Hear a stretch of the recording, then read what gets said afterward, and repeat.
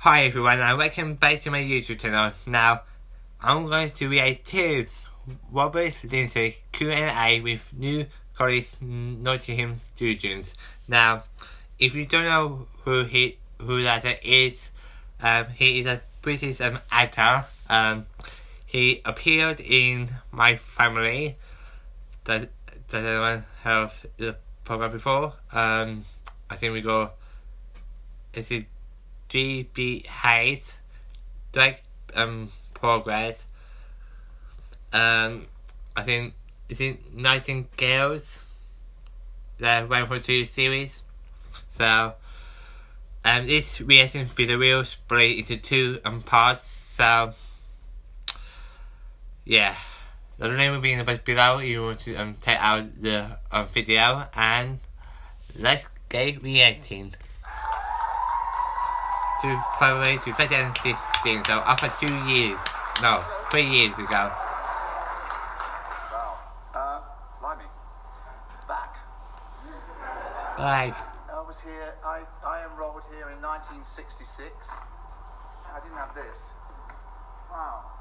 I mean, I opened this. Well, they asked me, I thought I'd come along and open my own theatre. But then I was filming, I just finished a film. And I was in Morocco, and a kid came up to me and he said, with a Nottingham accent, "Hey, up me up." And I said, "Hi." And he said, "Oh, I was at Clarendon." And I went, "Oh, right. What are you doing here?" And he said, I'm playing Jesus. I'm an actor." I thought, my God, he's done really well. But I'm here because I'm filming this documentary about 1966. Which is an amazing year, because it's the year that I got a job at the Playhouse when a man called John Neville was running the theatre, one of the great actors of his generation, and I worked as a student there and here, and I did master classes with John Neville on Saturday mornings. And Nottingham, for then, I mean, I'm from Ilkeston, and I felt like I was at the centre of the universe, because Nottingham was the place to be. I mean, it was, Slab Square was just full of mods, and the theatre, and it was the first time I've been to a theatre when there were miners there. I mean, miners going to see things like The Country Wife. They were from Ilkeston and Hena and Belper, and I don't know how I managed to do it, It's just such a great achievement. I've just been chatting to Giles Croft at the Playhouse, who's saying the legacy of John Neville is enormous. But I do think this is a great theatre town, and that's a great theatre. And I think what you've got here, you're so lucky to have this. And I think you better ask me some questions, because I'm drying up here and I've got so much to talk about today, apparently about the 60s. And they're going to be setting up while we're chatting, so if anyone wants to ask me something, please do. Hello. Hello. So, after you left Clarendon, what did you do? Right, I tell you.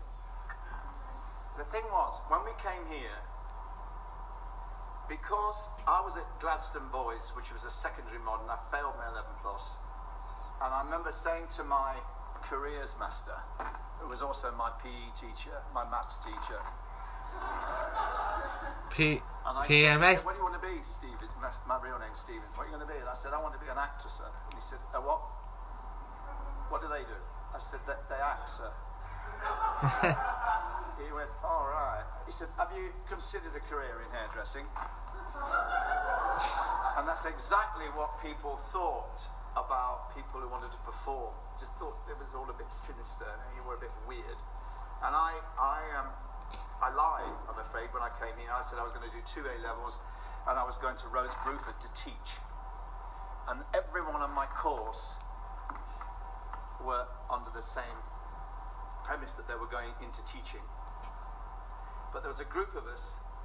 Richard Beckinsale was one, the lovely actor called Ken Hutchinson, who did major movies in Hollywood, David Dixon, Hollywood, later, LA, Los Angeles, and some really wonderful actors, all literally behind our tutors' backs, went to RADA, Guildhall, Lambda, Central. Didn't tell anyone. And then, because that's how, it was almost like you were hiding, which seems such a shame, because now, you know, I mean, presumably most of you guys want to go into the business, yeah? Yeah. Yeah, so what's the next step? For me, it was RADA. The only problem I had being here is that I'm really proud of where I come from. And in the 60s, when I went to RADA, it was like, it wasn't just changing your accent, it was changing your being, your personality. So I kind of lost who I was for a long time. And it really annoys me about drama schools. It doesn't happen so much now. But in the 60s, when I went to RADA, it was very much like just become a blank sheet. But in some ways, it was really good because I did everything. I managed to do comedy and musicals and Shakespeare, and I knew that perhaps if I'd been the Ilkeston lad that I was when I came to Clarendon, I probably wouldn't have had that, you know, big stage, as it were. That answer your question? Yeah, thumbs up. I can't hear that. Ever cute, darling.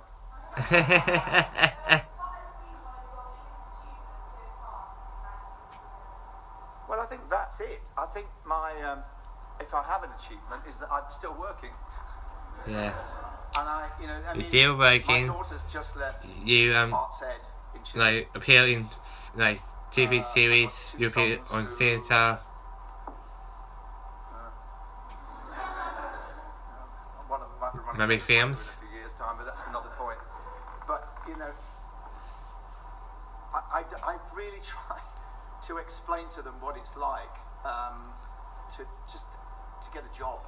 I mean, my daughter's now been out of Arts Ed for 2 years, 3 years, and she's done 1 commercial.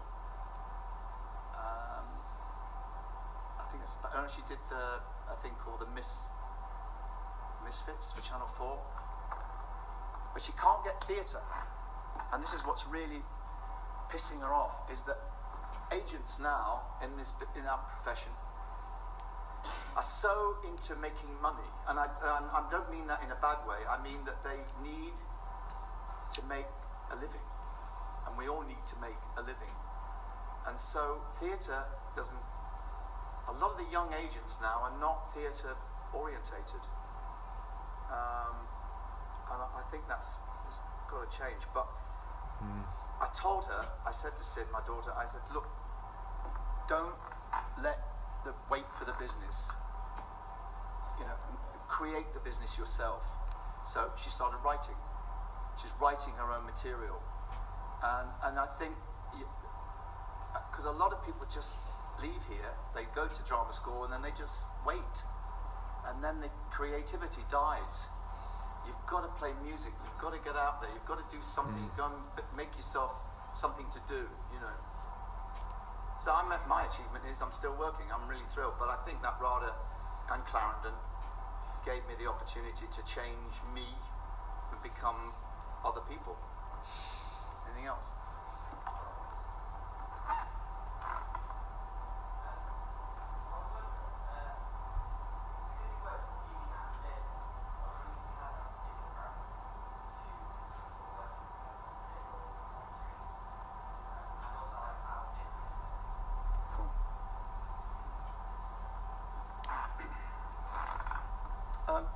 The thing is, you know, when I did this series of my family, I've done a lot of My comedy. family. You don't choose. Sometimes I got business my family on chooses you, DVD. you know, and things just escalate. I mean, I did my family because I had 3 kids, and it pays for an awful lot of things. And you know, and the theatre, I worked at the National, you know, I did 2 plays at the National, and I did Richard III at the RSC, which I'm very proud of. But all I'm known for is my family, and Citizen Smith, and GBH, and Citizen Smith. TV it was a really interesting thing. I did The Entertainer with Pam Ferris, an actress called Pam Ferris, wonderful actress. And we were at the Old Vic. Kevin Spacey's got us to do this play, a brilliant play by John Osborne. It's really weird because Monday, Tuesday, Wednesday, every time we did a curtain call, the audience stood up because it was a professional audience. Thursday, Friday, Saturday, the coach parties came in. So they were expecting to see me, Wolfie Smith, my family, Pam Ferris, Darling Buds and May, Rosemary and Thyme. And they weren't getting what they'd seen on the telly. But I mean, as a fact, it was packed. And Kevin was delighted because the old Vic at that point was having a really dodgy time. And there was a real moment. And my character, Archie Rice, I don't know whether you know the play, but he hates the audience. He's an alcoholic, loathes the audience, and abuses them. And at one point during the Saturday matinee, someone shouted out, "Oh, Robert, do something funny." And it was like, oh my God, I realised the problem of doing a long-running TV series. You carry the baggage with you. It's not easy. It's trying to keep your anonymity, but it's a. Do you know what? I love this profession. I'm so fortunate to have been here and RADA and still be working and standing in front of you guys. End of part 1.